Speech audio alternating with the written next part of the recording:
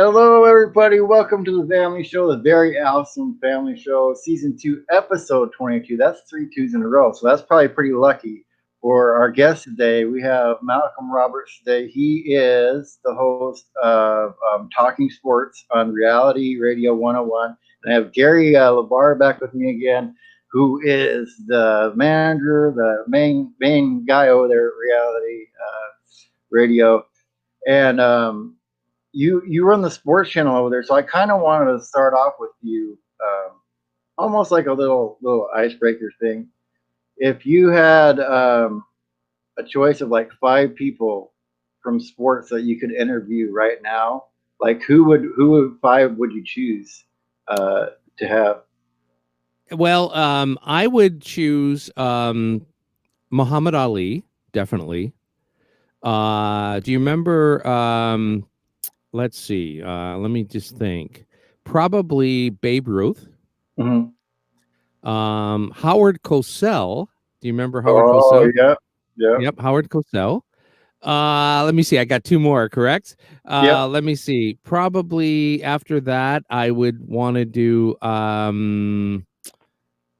probably Luke Easter. I don't know if you remember him. He Not was up. a baseball player.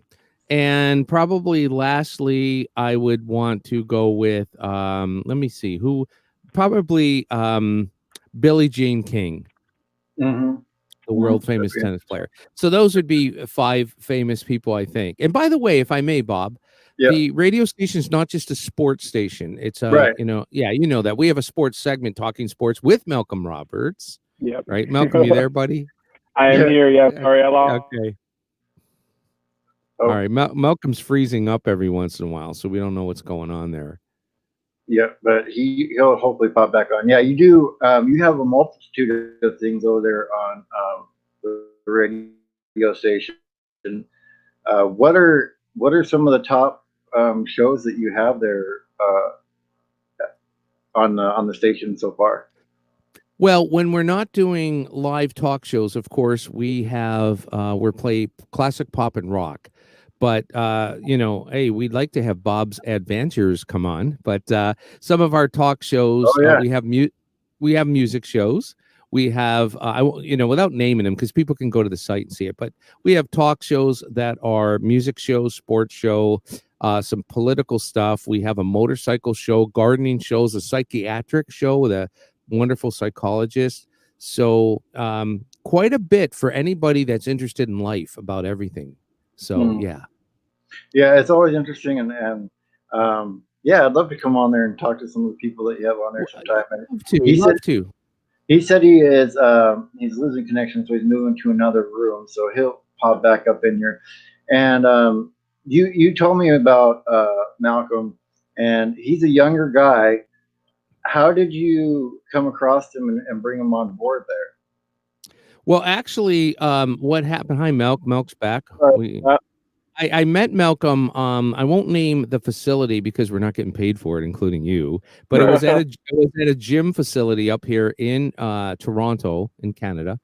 And what happened was Malcolm is one of the trainers and stuff there. You know, he worked there a night shift, and I used to go at night. You know, he worked, and so I just started talking to him, and I always heard him talking to other people about sports. You know, he's like, this guy is the epitome of sports. You know, he lives, eats, breathes it. And I said, did you ever think about doing radio? And he kind of like, what? And here's what I found out. He's also a part-time actor up in Toronto. Yeah, wow. He's, a professional actor part-time. And so he said, but he said, I would love to try radio. And I said, well, do you think you can do a sports show? And he said, absolutely, hands down. It's like, okay, this guy's cocky, right? You know, he knows what's going on. So I said, all right, put your money where your mouth is, basically. So we talked about it. We set it up. And bam, he came on the station, and Talking Sports now is the rest is history. I mean, it's a phenomenal show. He's got several thousand listeners. The guy is very knowledgeable, and I love him. You know, he's one of my good friends now, but he's more So he does a fantastic job. So that's how I met him, at a gym, actually. Mm-hmm. Wow. No, yeah, that was a fun time. So how is that for you, Malcolm? You're just there working out, and this guy comes up to you and says, "Hey, you like talking about sports?" And were you kind of taking it back first?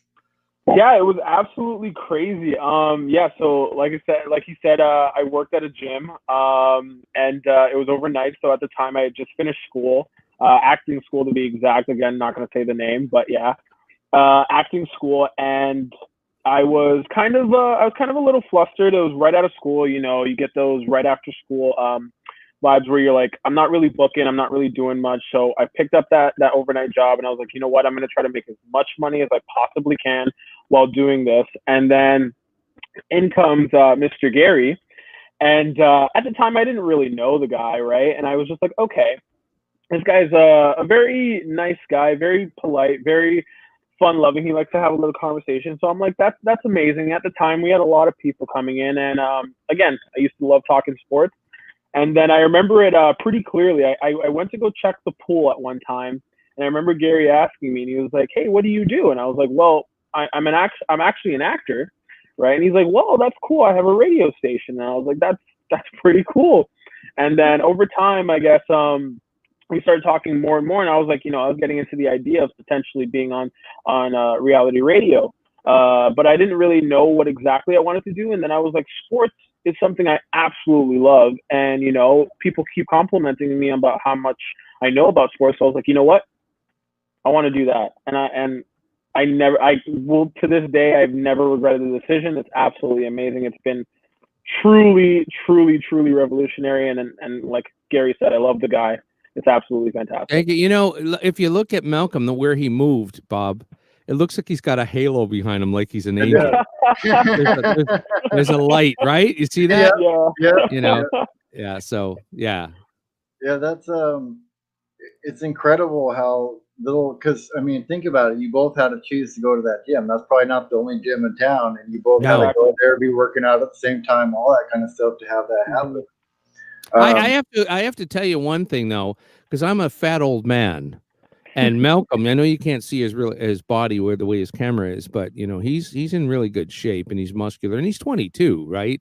And I'm in my 60s, but it's night and day if you look at our bodies. I mean, he goes to the gym, he looks like he goes to the gym. I go to the gym, and I try to find vending machines with Twinkies. Yeah. So it's a Bob, it's a big difference. You know what I'm saying? Yeah. I do. Yeah. I mean, look at it. I'm getting close to 40, so there you look. Somebody 20, basically 20 years different between all of us. So that's man. It sucks. It sucks because I remember when I was 22, I was actually a firefighter. Firefighter paramedic, and I remember being in a great shape, not a care in the world, nothing's going to kill me, you're invincible, and had a great body, I had abs, and now look at me. I gotta buy when I weigh myself, I go to the post office and use the big postal scale in the back for the packages. So it's terrible, man. It's terrible. No, it is. It's one of the things that sucks about as you age. You still want to eat like when you're younger, but your body decides that it's going to stick around a lot longer than it starts out. And we didn't get to hear you, Malcolm, because it was breaking up. But Gary gave me his. Who's 5 people that you would like to interview from the sports world? Now that you're doing radio. Is this current or is this all time? It can be either. You know what? I'm gonna stick with all time for now. Actually no, sorry. I'm gonna stick with current for now. The current people I would love to interview. I'd love to interview Mike Trout down in baseball. Plays for the Los Angeles Angels, of course. I think right now he's the best player in baseball. I think when all said and done, he has the potential to be the greatest player of all time. The dude's absolutely unreal. You just look at his stats, and it's proven. And then another person I would love to interview, just because I love his story, I love where he came from, his background, everything around that. It's Stephen Curry down in Golden State. He's a 3-time NBA champion now, but the things he was doing back in Davidson when no Division I schools wanted to look at him, like I'm just imagining myself as a 22-year-old player playing Division II basketball. I wouldn't think I have a shot at the NBA. Not only did he believe he had a shot at the NBA, but he went out there and he became a 3-time champion and a 2-time MVP. I think that's unbelievable. Yeah. Another player I would love to interview, Lionel Messi, from soccer, of course, especially what's going on right now in his career when he tried to leave Barcelona and they kind of broke that promise to him. I'd love to sit down with him and try to pick his brain and figure out what's going through his mind in that regards. I would love nothing more than to interview Lionel Messi as well. Oh, now it's getting down to crunch time. I would, you know what? I'm gonna break what I said, and I'm gonna go all time. And I'd love to interview Kobe Bryant, especially after his tragic passing this year. Kobe Bryant is an absolute inspiration to not only me, but I'm sure thousands, if not millions, of young basketball players out there who are pursuing sports in any way, shape, or form. Kobe Bryant is absolutely transcendent, and I feel like it would be absolutely amazing to interview Kobe Bryant. And I was going to go another basketball, but I'm going to do football this time around. And I'm going to go with Aaron Rodgers because I'm absolutely amazed to see how that guy with that amount of talent has so little around him. And I kind of want to figure out what's going through Aaron Rodgers' mind as opposed to staying in Green Bay. Like, I'm curious to know why Green Bay has been his destination, why he's chosen to stay in Green Bay for the longevity of his career, especially when he could have gone to other places to win. So those are my thoughts. Yeah. I mean, kind of along the lines of your Stephen Curry one, because of, his determination, is I'd like to talk to Russell Wilson. That's amazing. Yeah. Who's not supposed to be a quarterback, 5'10", third round draft pick, and he was the third string quarterback when he got on the Seahawks too. That's right, and he beat out everybody. Yep. John Stockton, I'd like to talk to him. Ooh, that's another good one. Just because all the records that he set when he was in the NBA. Mm-hmm. Let's see, Mike Tyson, I'd like to talk to him. Chuck Liddell. Iron Mike. I've always been a fan of Iron Mike, and now he's in his late 40s or early 50s? Late 40s. I think early 50s. Okay, yeah. And he was going to do a bout with somebody, right, Melk, like a couple of months ago or whatever. But he's, that guy, I would be more apt to talk to him, not about his career. He was worth at one time $300 million. And in his biography and in the news media, he told how he lost everything of frivolous spending. And that's what he admitted in his biography. He bought Siberian tigers and 5 houses and 17 cars and everything. He lost it all. And now he's actually making a comeback, not so much in boxing, but he's in the public domain with so many things. And people are spending money, a lot of money, to have him talk, like tours and stuff. So he's coming back financially. But I would say, listen, Iron Mike, forget about you kicking some butt, man. I want to know about why, you get a $20 million purse to fight this guy, and 6 weeks later, you have nothing. It's gone, right? That's the curious thing for me. Yeah, right? There's a lot of questions to ask Mike. Yeah, well, not just curious, just think of the stories that he's got to tell about spending that much money. Yeah, for that's sure. That's got to be an insane story to spend that amount of money, the things that you have to do. Yeah.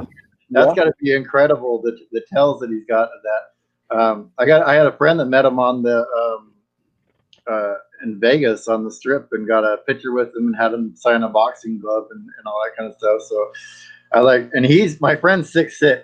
So when he got a picture with Tyson, he was actually taller than Tyson, which was kind of fun. Yeah, and Mike goes around, when he does all these, because I've watched a lot of interviews on YouTube and stuff, and also the books and stuff.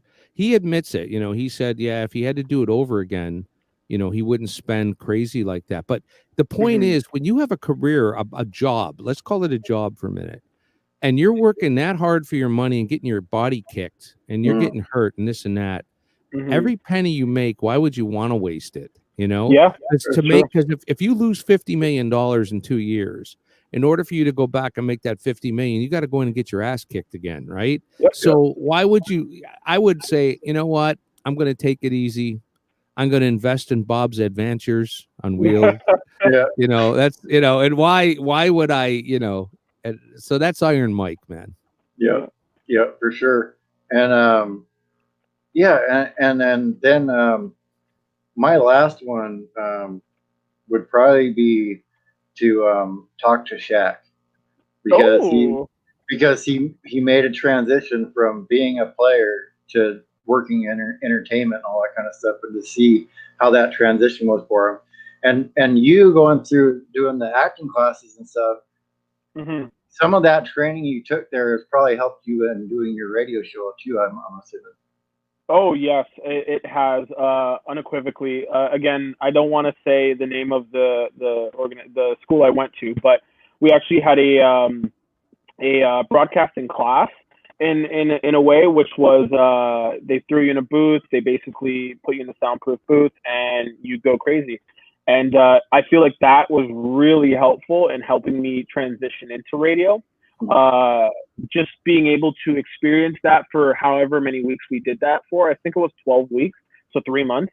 It was really helpful in the transition to getting into radio. And how long has your show been going, and how long did you take to like, did you work with Gary developing like the format and all that kind of stuff, and how long you Uh, wanted each segment to be? no, actually, what happened was I think we came in. So what happened with how I started on the radio show was I actually booked a play, right? And this is pre-COVID, so this was February, I believe. And I was working my play, and the date was coming up for reality radio, right? And I'm not gonna lie to you, I was nervous. I was nervous. I was like, oh god, I'm gonna go on the air and I'm gonna talk about sports. I'm gonna do the thing I want to do for pretty much the rest of my life. Right now, it's my opportunity. So I go out there, right? And at the time, I'm working on the play, so I'm juggling both things back and forth. But I'm like, you know what? I have to make sure that the director knows that my priorities here are with reality radio. I love what I'm going to do. I love talking about sports. I want to go there, and I want to make sure that happens. So they were very helpful in that regard. The first couple shows were kind of, the first show was tribute to Kobe because it was 3 days after he had passed away. And then after that, I started to play with things, and I believe we used the first couple shows to kind of polish up what we were going to do with the show. And as we went along, things just started to gel more and more. And Gary's been very helpful in the transition of making the show better each and every week, and figuring out new ideas to go out there and make the show even better. So segment wise, we kind of just gelled perfectly. And Bob, it's like if you decided to have a show, and you're used to it now, right? Because this is your living. Right. But after we decided, okay, it's a sports show, that's number one. Number two, a time we have to come up with. In a day.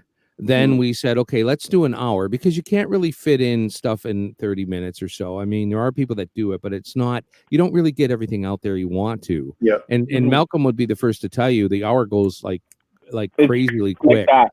Especially but before you started, it was probably like a whole hour. I got to talk for a whole hour. Yeah. And and it's funny you bring that up, man. See, you're very in tune to that. Everybody that starts a show here says, "Oh my gosh, I don't know if I can fill an hour." Yeah. And then I said, "Are you kidding me? Just you're talking. That's all you are. You're talking. Make believe you're talking." But here's the thing: if you have commercial breaks in there as well, that takes up time. But what takes up the most time is Malcolm gets a ton of emails from people all around the world. So he comes and he's very prepared and scripted. He's got this stuff ready to go. I'm going to, liner notes. I'm going to talk about this. I got this list. I got this. And he's not able to talk about it or get to everything within the hour, because the darn emails are coming in, 50 miles an hour. And of course you want to read them and answer, right? Like you. Yeah, right. If people were writing to you, Bob, right? Yep. So, so once that was all taken care of, it's an hour show, blah, blah, blah, blah, blah, blah. We came up with some bed music, the music that we use for his intro and outro. And that's the format, Talking Sports with Malcolm Roberts, right here on Reality Radio 101. That's basically it. Right. Yeah. And it's it's crazy when the hour you're like, oh, how am I going to fill an hour? And I've done like 12-hour shows before. Wow. And Wow. I wanted to say, you starting a sports radio show during this time where you're having to come up with stuff and it's not sports all the time where it's easy to talk to, and you're starting now when things go back to the way they used to be, you're going to be on fire because you have the skills that no matter what happens, even if there's nothing going on, you're still able to make a show about sports happen. So I think even though it's odd timing to start a sports show, I think it's better than you start great now. point. Great point. Yeah. Man, right, Malk? That's No, a great point because you know what? Again, Bob, the insight you have for this is anybody starting any show now, with COVID, and Malcolm even said that. He's come on the air and says there's not a lot going on in sports right now because of COVID. But basically, he said, I'm going to make this work, on the air. And he started rattling off news things, statistics, lists, this and that. And it didn't matter if no one was playing. It didn't matter if any of the sports teams were not even in training or doing anything. He made it work. And that's why I say this guy, he's got it together. And when he, and he's being very conservative right now with his answers and very mellow and key down. But when he does his show, hang on to your pants, man. Right. Because he comes right out, he comes out, hi, I'm Malcolm Robertson today in sports. And he goes, and it's boom, boom, boom, boom, fact, figure, email, fact, figure. And it's a powerful non-stop show. If you weren't used to that kind of, if you were not used to that kind of announcing and those kind of shows, you would get a headache. Oh yeah. Because this guy is right. I mean, it's 50 miles an hour, man. No, yeah. I love the entertainment aspect of it. I try to view myself as a little more than just a sports broadcaster. I like the fact that I can entertain people. And then like Gary said, with the emails coming in fast and furious, my favorite emails that we always get, or not always, but majority of the time we get is, wow, Malcolm, you're absolutely on fire tonight. And those are the ones that ignite me even more. And I'm just like, let's go. Like, these guys are into it. These guys love what's happening on the show. I want to get this news out. I want to get my take out. I want people to understand, where I'm coming from. I want people to bring that back to me and try to tell me where they're coming from. A lasting topic on the show is talking about LeBron James or talking about Michael Jordan. Right. All my fans hate Michael Jordan. All my fans hate LeBron James. And it's just so much fun to really just talk to them about that kind of stuff and to kind of just understand the greatness of what these guys have done. Like Michael Jordan kind of revolutionized basketball, and then LeBron James is taking it a step forward and bringing it an international game. And now we're seeing players like Luka Doncic and all that kind of stuff. And I'm sitting here and I'm brainstorming with my quote unquote co-host Vanna. And I'm telling her, I'm like, wow, Luka Doncic is only 21 years old. He's a year younger than me myself, right? And I'm now breaking into the sport world, and it's only his second year in the league. So I'm going to cover this guy's 15-year career. Like, it's going to be absolutely spectacular. I'm going to be talking about Luka Doncic hitting the next game winner and comparing him to LeBron James in the next 10 years and seeing where that lies and all that kind of stuff. And it's just really exciting. I don't know. Yeah. And go ahead, Bob. I'm sorry. I was going to say it's when you get those emails, it really hits you. And I kind of wanted to know, and maybe from you too, Gary, on starting on radio,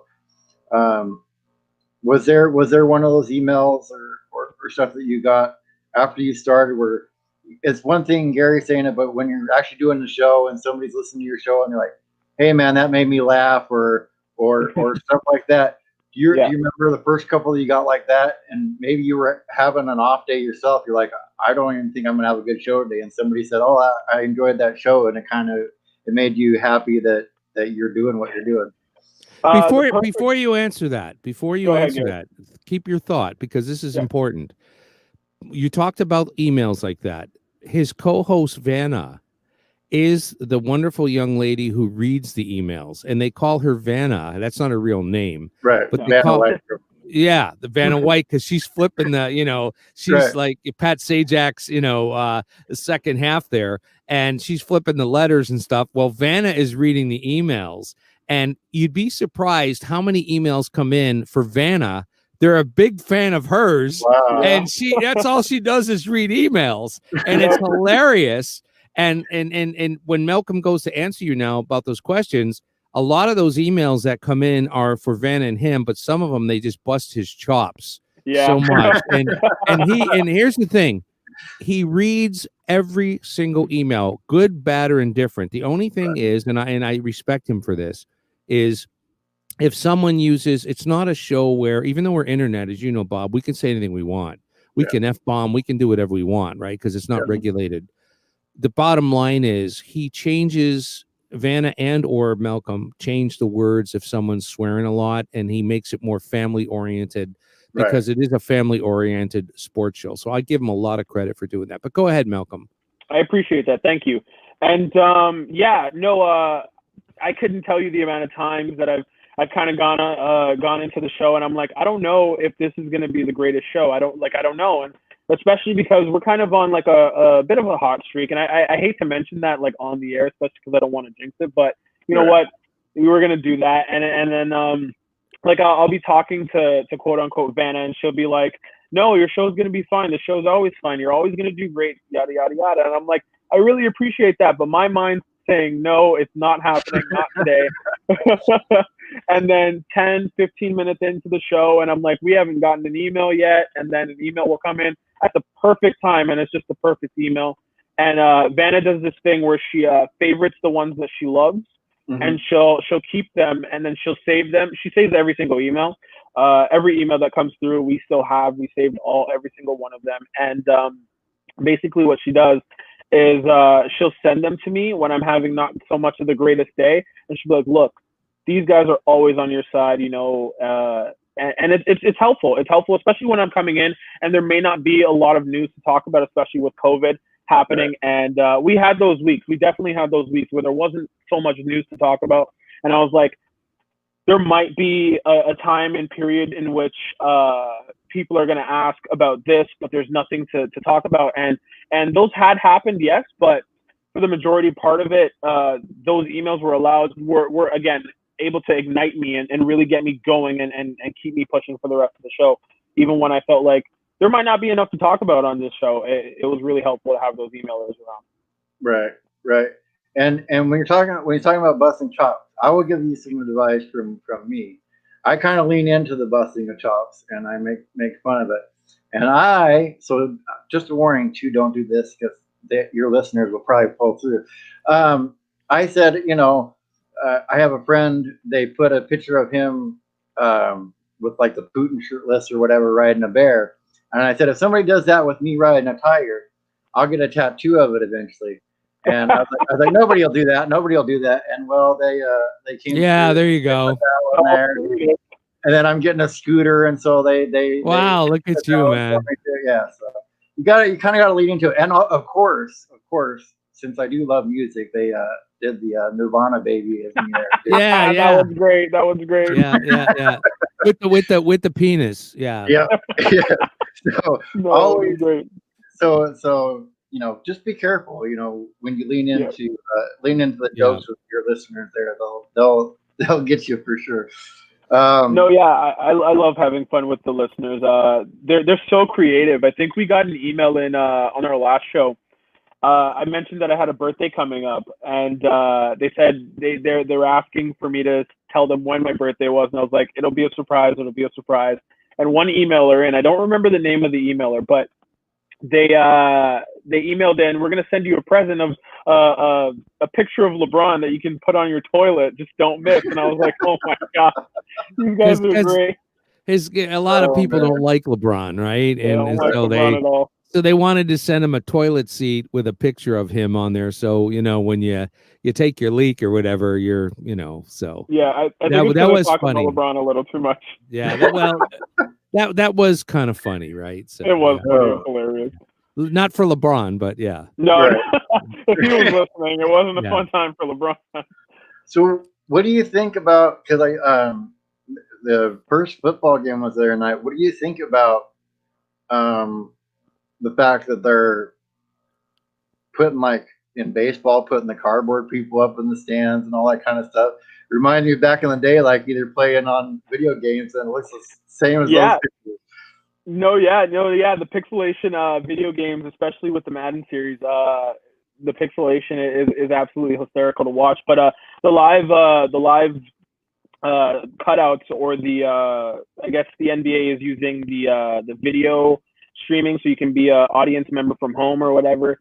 It's very creative. I like it, and I like the sound integration into it. In the NBA, they're in more of a closed out gym, so it's more of a shooter's gym, I like to say. The lighting is great for shooters. There isn't as much audience noise, so it's a lot more player friendly than a typical playoff game would be, as we are in the playoffs for the NBA. When I was watching the NFL game, the Chiefs versus the Texans, I did see a couple people in the stands, which is to be expected. Some of these sports teams are still going to have people in the stands. It's going to be sporadic. You might see 6 people in this area and another 8 people in that area and 2 people in the other area. But it's pretty interesting to see how they are handling the audience stuff and the sounds as well, because it's such a big part of sports. It's kind of fun to see what they're experimenting with and seeing what can happen in the future as well, just in case. So, do you think it's going to lead to higher scoring games? Because my best sports memory that I have, and it was spanned over 2 days, was I went to the NFC Championship game with the Seahawks when we played the 49ers. And the day before, I went to the sports radio station because my brother's a veteran, and he ended up getting tickets, so I went with him to it. And we were at the radio station there. I met Richard Sherman's mom and his brother and all that kind of stuff. Wow. Really, really cool people. And then went to the game, and they're watching the Seahawks at home on the NFC Championship. I don't think I've ever been in a louder environment as far as a crowd goes. So do you think it's going to lead to higher scoring, like you're talking about being a shooter's gym in the NBA? Do you think it's going to allow for more points? I think it's going to allow for not necessarily more points, but I think it's going to allow for cleaner games. I think it's going to allow players to really go out there, especially players who might be a little outstruck, or the term, when you're a little nervous from the overly populated area, 15,000 people in the case of NFL, that kind of stuff.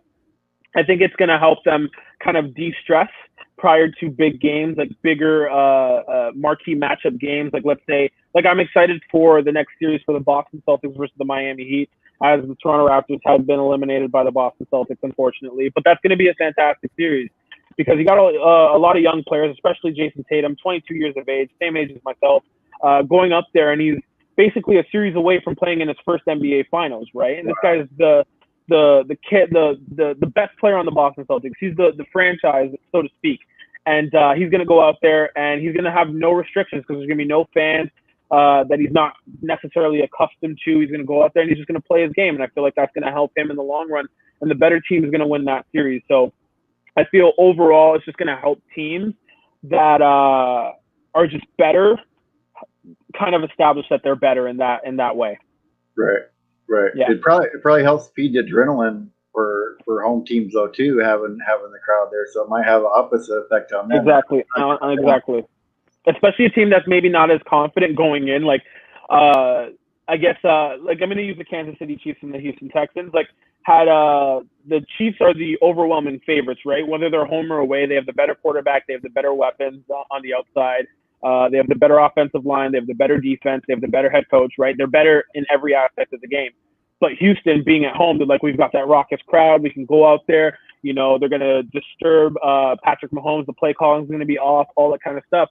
And those kind of things, a lot of people know this, but a lot of people also don't know this, that the crowd can heavily determine who is going to win that game. Because if you're watching an NFC Championship game and the Seahawks are at home, the Seahawks are going to go crazy whenever the 49ers are on offense just to throw off who's the now quarterback, Jimmy Garoppolo. But when Russell Wilson's touching the ball, they're going to stay as quiet as possible so that they can run through their offense properly. See, I thought that was always, the game. That's a good point. I always thought it was the opposite. Now I understand when a crowd makes a lot of noise, sometimes the quarterback on the opposing team can't hear signals like, hey, dude, they can't, right? And I can see where that can be an issue where someone can then go off sides or something because they think, the ball was snapped or whatever. But I always thought it was different is when the home advantage team, the home team had the ball or whatever. It doesn't matter what sport, offensively, they would go crazy and go berserk because, they wanted to give their team some oomph. And then Some when the energy, other team, and then when the defensive team was offensively, when they got the ball, you would think that it's not really excited. Everybody's quiet, but it's the opposite, like you say, right? They make a lot of noise, so hopefully you can screw up the visiting team, right? So that's a very, very, very good point. Yeah. No, yeah, especially if it works opposite as well, and the opposite team, or I mean, the visiting team is the better team. You definitely want to throw them off at that point as well, so that your team could potentially make the playoffs or even advance farther than they were supposed to and contend. I remember that's what happened when the Toronto Raptors went out there and won against the Milwaukee Bucks, because the Bucks went up 2-0 in that series when they were at home. But as soon as the Milwaukee Bucks came to Toronto, it was a different ball game because they had to endure what is now called Jurassic Park, right? And that was, if you've ever been to a Raptors game, I don't want to say the Raptors have the best fans in the world, but if you've ever been to a Raptors game, it's absolutely unbelievable. It's incredible. It's incredible. Well, and then speaking of that really quick, I have a question for you, and maybe Bob is wondering the same thing. So, I can understand the crowds making a noise, say, for the opposing team when they're offensive, like in football, because it's hard to hear unless that quarterback is screaming, to the center commands, like, "Tails that," right? All that. Yeah. It's not making much difference in basketball because those guys aren't really screaming and communicating per se. Well, they do, but baseball, it's not. When a guy's up to bat, I guess, he's not. You know what I'm saying? I do. I think it would make a difference more or less in football than anything else, wouldn't you think? I think you'd be a little surprised, especially again, watching the Raptors game last night to kind of further this. Well, this one's a little different, but had it been in Toronto at the time with an audience, of course, there was a point in time with about, I think, 30 seconds left on the game. The Celtics up by, I think, 2 points at the time, and the Celtics get fouled. Raptor season's on the line. They need these guys to miss free throws.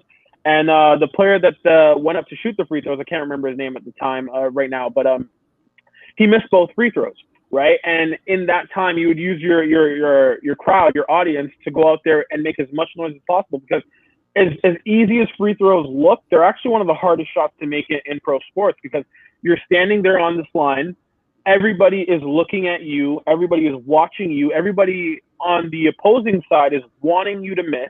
Everybody on your side is wanting you to make that shot. And then on top of it, you've got an entire packed arena of, let's say, 10,000 people that are, especially if you're playing in Toronto at the time, that want you to miss as well. So it can be kind of nerve-wracking at that point with the addition of the audience as well. And then in baseball, if it's the bottom of the ninth, your team is down by a run, and you have to get on base, the audience can play a factor into that, because you kind of want to just settle down, relax, and kind of just do your thing. But if the crowd is being uneasy and it's throwing off what is happening for you, it's really tough to do that.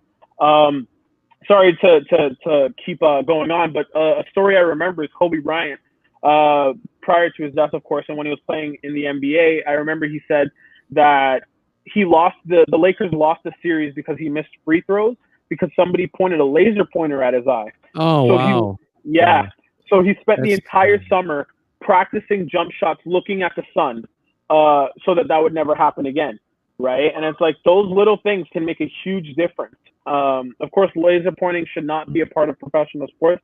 That is incredibly dangerous. You shouldn't be doing that. But just the determination as a player to go out there and do that is absolutely amazing. Yeah. Too bad. It would make golf a lot more exciting if you could cheer at golf. Yeah. And they hold up the signs, right? Like quiet when the guy's ready. And then you hear everyone scream, "In the hole," and all that stuff. But the point is, it's hilarious where Can you imagine if someone was 1 or 2 points behind someone in golf, and the guy's ready to drive, and on his backswing, downswing, he's coming down. Someone screams, "You suck!" Or Yeah, something. exactly, right? I mean, what would happen, right? That's hilarious, Just that one Bob. audience member would absolutely dismantle everything. Man, Well, man. that was my dad. We used to play golf when I was younger all the time, and man, he wasn't really into Adam Sandler, but Happy Gilmore, he'd watch that every time it come on, and he would laugh just because he felt that way. It's like when he would get angry and start throwing the putter and stuff like that. I'm like, I can see my dad so wanting to do that sometimes. Just, what's wrong with you, ball? Go in your hole. Yeah, man, that's hilarious. And Bob, could we do? I know you would ask us at the end of the show, but just in case, could we do a plug right now? Do you mind? Yeah, go ahead. Yeah, go ahead. I just want to say, for anyone that's tuned in or will tune in or will see this, posted, we're talking about a show on Reality Radio 101 called Talking Sports, and you can hear that every Tuesday evening from 9:30 to 10:30 p.m. And thank you for putting up that link right there. It's realityradio101.com, and it's Malcolm Roberts Talking Sports. We would love to have you participate, to write in. We're not taking calls right now because of COVID and stuff like that, but you can write in and send us an email, and when you have that player window open to listen, all the information to write in is there. So I don't need to give that out, but you can see it. It's right in front of you. Click this link and write in. So yeah, I just wanted to do that plug if that was okay. Oh yeah. Anytime. Reality radio. You've been doing it for a while now. How does it feel for you coming on there, Malcolm? Was it like coming on and meeting a big group of friends after you started there? It's been absolutely amazing. Like I said, Gary's helped the transition really, really. It's been very, very easy to transition into radio. Not per se easy, but with Gary's help, it's been a lot easier than I expected it to be. I love it. I love it. The big group of friends is kind of still a close knit circle. I have my close knit circle of friends that I can talk to and kind of talk about sports as well. Like my mom has been a huge advocate for it as well. She loves sports. She's actually the reason as to why I got into sports. Her and my brother Kevin, they've been absolutely amazing throughout the entire process. So I feel like that, along with my sister, everybody, I guess my family so much has been really helpful with this transition into radio and trying to pursue this and going out there and doing this and using this as my passion to really go out there and try to make change and all that kind of stuff. It's been absolutely amazing. I can't complain in regards to all of that. And Malcolm, we need to give Bob a few $100 because he's scrolling the radio station below us. You can see, and you're talking about that kind of promotion you can't pay for. It's just incredible. Amazing, yeah. We really, really appreciate that, Bob. Thank you. Yeah, I enjoyed doing it. I always enjoyed like just the aspect of radio. Like I remember being a young kid and we didn't really have TV until later because we couldn't afford it. So but we always had a radio to listen to, and so I remember having the DJ come on, and I also remember like recording songs on cassette as it come on the radio when I was younger. I mean, you're a lot younger than me, so you probably didn't have the experience of recording off a cassette. But I kind of want to know how was your how did it get formed where you really enjoyed doing the radio and sports? Were you like the kid in school that knew the stats off the back of the cards, and you could impress all your friends with that? No, actually, far from it. I probably didn't know a basketball player's name, a football player's name, a baseball player's name until probably just before high school. I was actually more of an anime nerd. I still am a huge anime nerd, but I was growing up. I was more into anime than I was into sports. It wasn't until just about, I want to say grade 7, grade 8 when I actually started to play basketball and then started to watch basketball really on that level. And my mom was, again, teaching me the game inside and out. And same with my brother. They were really doing a lot to help me understand basketball. And then as my love for basketball started to grow, so did my love for baseball and football as well. Baseball, I started to play when I was pretty young until an injury kind of sidetracked me. But I always enjoyed baseball, not particularly watching baseball, just because at the time at my age it was just a very slow game, and I didn't really love sitting through the entirety of it. But playing it was absolutely amazing. And then I ended up teaching myself football. I just basically sat down, watched a bunch of games, and I was like, you know what? I think I'm starting to understand this.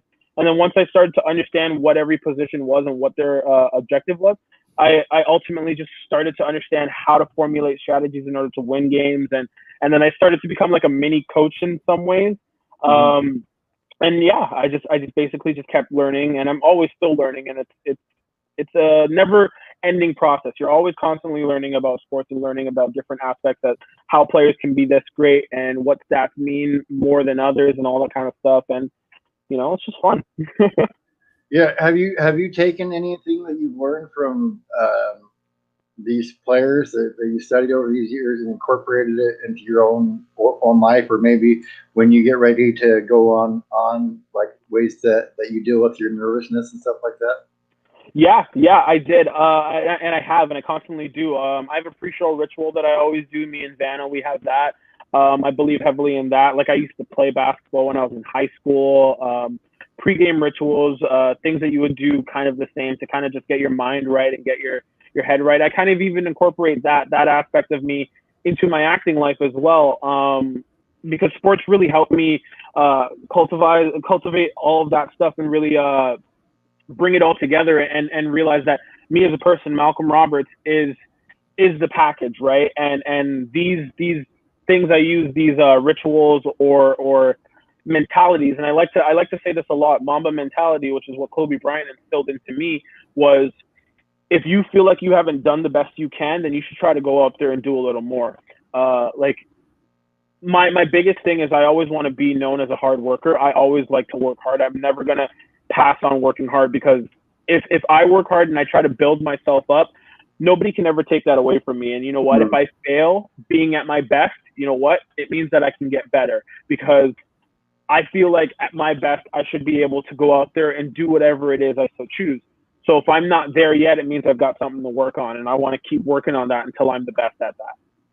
Yeah. And I'll tell you, and maybe Gary's had some of the same experience too. Just there's times where I will still always criticize myself, like I miss asking this, I miss doing that. But in my eyes, kind of like you're talking about Kobe's mentality there, that means that I'm always going to want to do better, because I'm always, if I can always still see somewhere I can improve, you're always going to be better. And then if everybody's enjoying something that you think you still have a lot to improve on, well, all the better then. Exactly. We can always improve everything in our life, but the more important thing is to remember, if you err, if you screw up, if you do bad, the old saying is, when you're driving that car, that's the reason why the rear view mirror is smaller than the windshield. Mm-hmm. You don't look behind, go forward. Yeah. So when you make these mistakes, no matter what it is in life, and it's very, very difficult when someone screws up and then they feel bad and guilty about it. But the point is, you have to move on. You have to learn from your mistakes and say, I'll never, ever do this again. Mm-hmm. And, that's how you learn and go forward in life, right? You can't dwell on the past. The past will always be there. Mm-hmm. And unfortunately, a lot of times we'll think about the past and we'll get sad or depressed. But, that's not what we're here for in life, because life is so short. We have to move forward. So it's just good to always think about that. Move forward. Yeah, no, and I like to view that as like, that's how you grow, right? You have to like, I always view this, if you're not failing at something, it means you're not trying your absolute best at it, because there is no success without failure. Failure is the pathway to success. And I like hearing that, and I like living that, because I used to get really down on myself when I failed, and it would hurt me to my core until somebody stopped me. And I believe this happened when I was in acting school. Was a lot of the teachers came up to me and they were like, "Why are you so afraid to succeed?" And in the way they were saying it, it's like, stop being afraid to fail. Failure is not a bad thing to do. Failure will actually help you. It'll bring you closer to your ultimate success. You have to fail in order to know what pathway to take to be successful. And it's like, yeah, that's so true. Yeah, Absolutely. Oh, I forget, somebody made an acronym for fail, and I forget what it was, but it had to do with that failure being something that, and I think not just what you were saying, but also it makes you appreciate your successes that you have as well. Without having that yin and yang, that bad side of it, that failure side. It's really hard to appreciate when you have stuff happen that's good. Speaking of which, what would you say so far up to this point are some like highlights from the show, like either people that you've talked to or things that you've done so far? And then in your second year, what would you like to have happen in your second year doing it? His highlights are talking to me. No. Yeah, that's his Tuesday evening. I could just see when he, we're doing the shows remotely, Bob, right? Because he's not in the studio here, the physical studio, which is that way. You can't see it. I'm in the control room, but anyways, yeah, I could just picture Malcolm saying, "Oh boy, Tuesday night, I got to talk to that producer guy again. Oh boy, here we go." No, anyways, go ahead, Mel. First off, I love talking to Gary. It's absolutely always a ride. It's amazing. He's hilarious, as you guys can see, and he's so informative. And I try to soak up as much knowledge as possible because he knows exactly what he's doing. He knows how to teach. He knows how to teach you.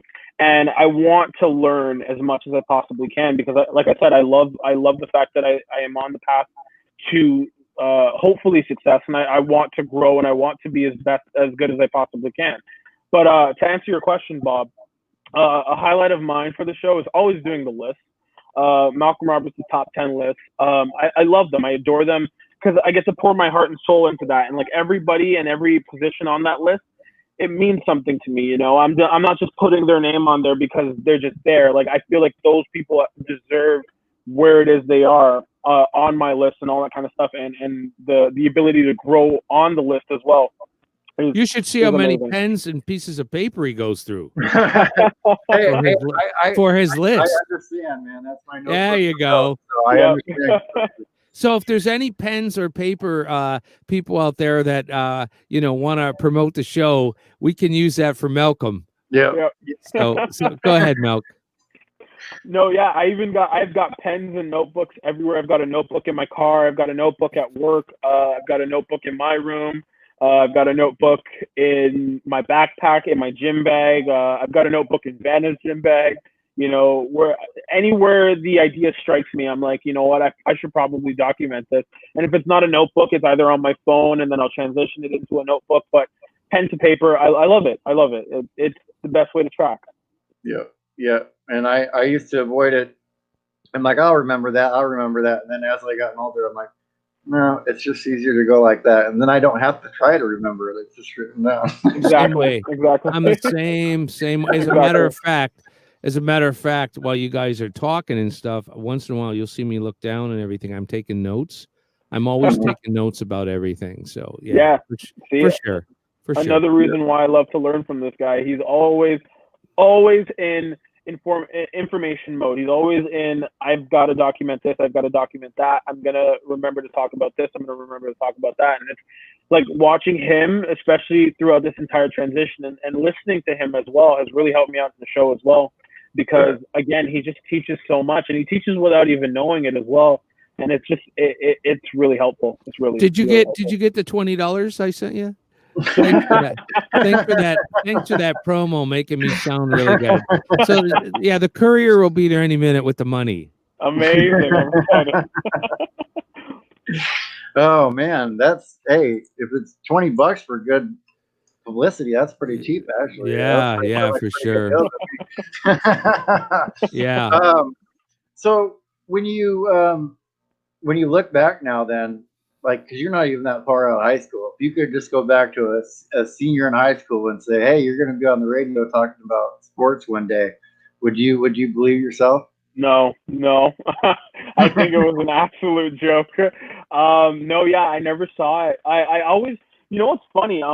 I was debating between acting school and broadcasting school because I always loved the idea of being an announcer or talking about sports and being on TV and doing all that kind of stuff. It always really, really interested me because I love doing that, right? I have cousins that watch sports. I have my mom. You should hear the debates that go on in this house between me and her.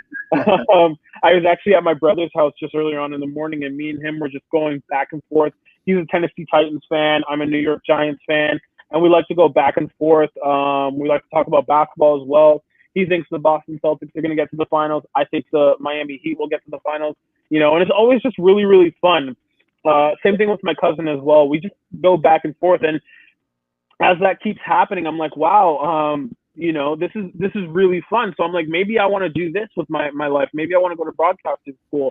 But ultimately, some situations happened, and ultimately I decided to go to acting school and pursue that. But the fun part was, again, having that radio class, that broadcasting class in acting school really helped me decide that this is where I want to be in my life, and talking about sports and just talking on the radio in general and being an entertainer and doing all that kind of stuff is really where I want my life to go. And I couldn't be happier. Right. And then it sounds like you probably got a little bit of a friend out of the deal with Vanna too. You probably guys have a pretty strong friendship now that you've been doing the show together for a little while. Well, Vanna is actually my real life girlfriend. We met prior to the show. And I remember it as clear as day. We showed up to do the show, our very first show. And she was kind of just going to be there to sit in the booth and kind of just watch me do my thing and be out there on live radio. And Gary had the idea to have her read emails. And, you know, I love the idea. I was like, you know what? Why not have you in there as well? Let's do this. And she liked the idea. She was nervous the first day. She's not particularly fond of her voice, even though everybody loves her voice. Right. And the rest is history. Yeah, wow. You know, as I say, Bob, before the virus hit, they actually were coming live into the radio station studio, and she was in the studio A there with Malcolm, sitting across, giving him moral support, and they have a computer monitor in there, of course, to see the emails that come in. And you know, we were trying to look for the logistics. How do you want to do this, Milk? You want me to read them? You want you to read them? And he goes, yeah. I go, I got an idea. You know, Vanna's sitting here. Earn your money. You know, no, you know, and the rest was history. She turned the monitor towards her, and the emails came in, and bam. And that's the way it's been ever since. And how many months are you into the show now? I think we are 9 months in, close to 10. Okay, so if you average 4 shows a month, because he's once a week, at 10 months, that'd be 40 shows into 40 shows. Talking sports. Yeah, right. Thank you. It's a lot of work to get in that many shows. I think you guys are, come on here, at least in the numbered ones, you guys are the 53rd. So I understand. Good, very good. Congratulations! Amazing. Yeah. Thank you so much. Yeah, it's a lot of hours when you look at it that way. You know, you look at how many shows and you go an hour or so just on the air. Obviously, there's prep time before, but just on the air is, you know, that many hours. It's incredible to find out. And you guys can listen to Talking Sports on realityradio101.com on Tuesdays, right? Tuesdays from 9:30, right, Milk? 9:30 to 10:30 p.m. 10:30, and that's Eastern time. Just to that's very important, because we are broadcasting outside of Toronto. We'll say Toronto, Canada, and we're Eastern time zone. Awesome. Go there and check it out, and check out Reality Radio. All the other stuff's on. Gary puts together some good stuff over there. I think you'll enjoy it. And thank you guys for being on the show today. Stick with me for a minute. Till next time, guys, stop waiting for life to happen and make it happen. See you later.